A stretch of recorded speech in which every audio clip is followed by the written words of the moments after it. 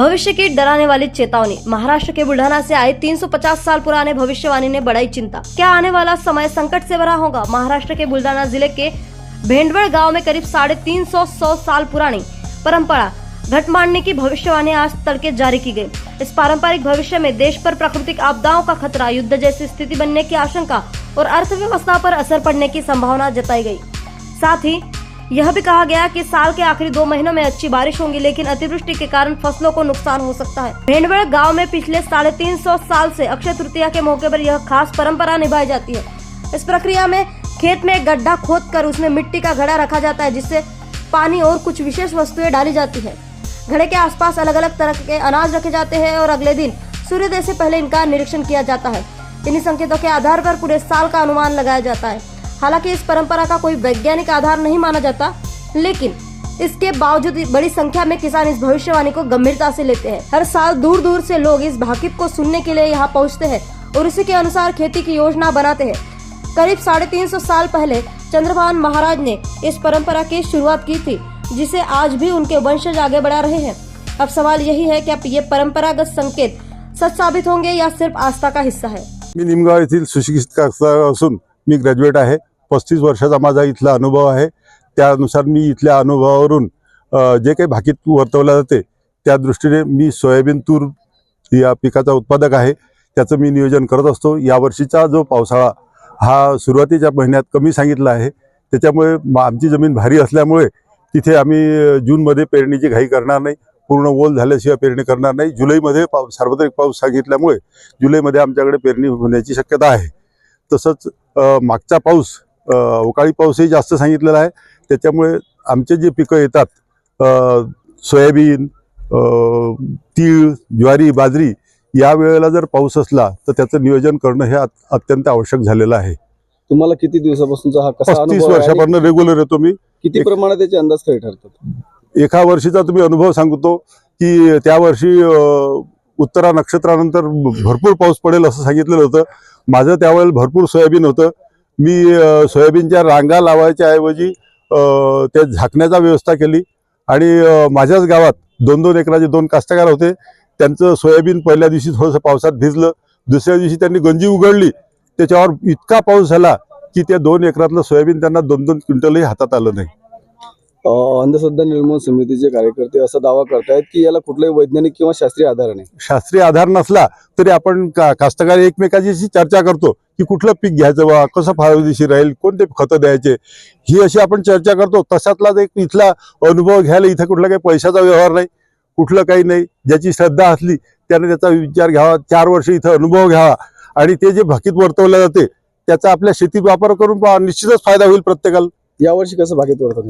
यावर्षी असं वर्तवलं आहे की बा सुरुवातीच्या महिन्यात पाऊस कमी, म्हणजे पेरणीच्या वेळेला थोडंसं काळजी घ्यावं लागेल।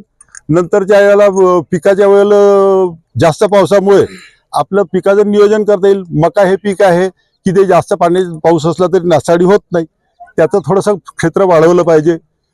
किंवा सोयाबीनच्या 2 वेगळ्या व्हेरायटी पेरल्या पाहिजे। कमी दिवसात येणारी थोडीशी आधी येऊन गेली तर तो बचाव होईल, किंवा आधी पाऊस होऊन गेला नंतरची लांब येणारी व्हेरायटी जास्त उत्पादन आलं तर ती फायद्याची राहील। आणि एक आधी आतापासून प्लॅनिंग ठेवायचं की आपलं सोयाबीन जमा करून किंवा कुठलाही पिकाचा माल त्यावेळेला जर पावसाचं प्रमाण राहील तर तो आपण लवकरात लवकर जमा करून ताडपत्रीखाली झाकून किंवा त्याची मळणी तातडीने करण्याची व्यवस्था करावी बस। आणि जे आर्थिक बद्दल जे सांगितलेलं आहे, आता अर्थव्यवस्था ही 50% अजूनही कृषी प्रधान याच्यावर अवलंबून आहे, कृषी उत्पादनावर। आणि उत्पादनात घट आली म्हणजे त्याचा ताण येणारच आहे, आणि उत्पादनात घट आली म्हणजे कास्तकाराला त्याचा थोडासा झळ बसणारच आहे। त्यात जो ज्याचा बचाव होईल तो होईल। यावर्षी पिकाची परिस्थिती हे साधारण राहील, पण बऱ्याचशा ठिकाणी नासाडी होईल। कारण 3रा आणि 4थ्या महिन्यात जो पाऊस जास्त दाखवला त्यामुळे नासाडी होईल। पहिल्या महिन्यात जो आहे तो सार्वत्रिक पेर होणार नाही, कमी अधिक पाऊस पडेल। 2ऱ्या महिन्यात मात्र पेर होईल, साधारण आहे तो, आणि अवकाळी पाऊस सुद्धा भरपूर आहे। त्यामुळे पीक परिस्थिती जी आहे ही साधारणतः राहील। त्याच्यात तुरीचं पीक, हरभऱ्याचं पीक, गव्हाचं पीक हे चांगले दाखवतात। कपाशीचं पीक पण चांगलं आहे। अजून जे दुसऱ्या फारसं काही एवढं हे नाही, पुरी नसल्यामुळे थोडा जे महापूर होतील त्यामुळे नदीकाठच्या लोकांना महापुरामुळे असं पृथ्वीचं नुकसान होईल. देशाची आर्थिक परिस्थिती एकूण एवढी फारशी मजबूत राहणार नाही.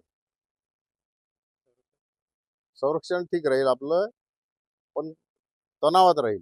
जगामध्ये अनेक ठिकाणी युद्ध सुरू आहेत, त्याचा परिणाम काही भारतावर होणार आहे? त्याचा परिणाम भारतावर फारसा होणार नाही. परिणाम जो होईल तो आर्थिक स्थितीवर होईल. युद्धाचा जो परिणाम आहे तो आर्थिक स्थितीवर येईल. म्हणजे एकीकडे आर्थिक स्थिती देशाची ढासळलेली दाखवते, त्यामुळे जो जगातील युद्धाचा परिणाम आहे हा झाल्याशिवाय राहणार नाही. आणि सातत्यानं हे संपूर्ण वाकीदार म्हणून आरोप करतात.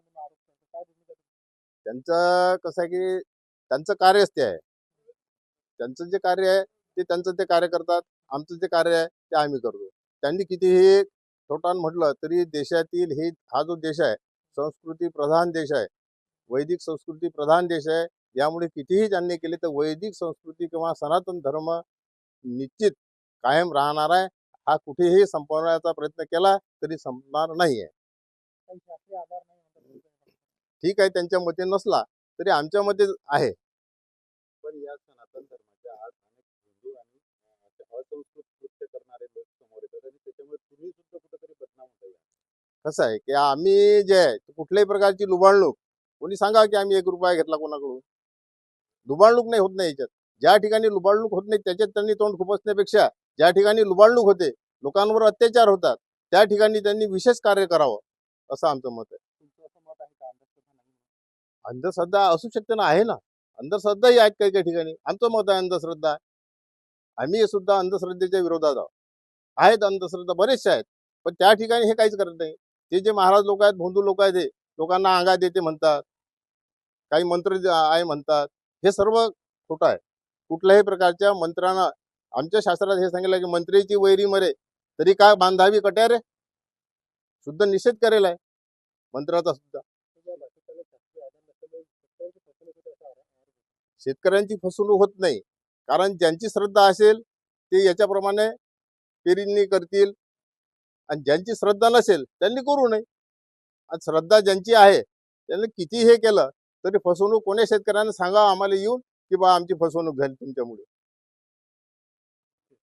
हमारा हर शब्द समाज की आवाज, हमारी हर पहल निष्पक्षता का कदम, आपकी हर समस्या में आपसे पहले दिखेंगे हम हैं न्यूज फर्स्ट. ईश्वर का सच, हमारा साहस और आपका विश्वास. सच, साहस और विश्वास. अगर आप ये वीडियो YouTube पर देख रहे हैं तो हमारे चैनल को सब्सक्राइब कर बेल आइकन दबाएं.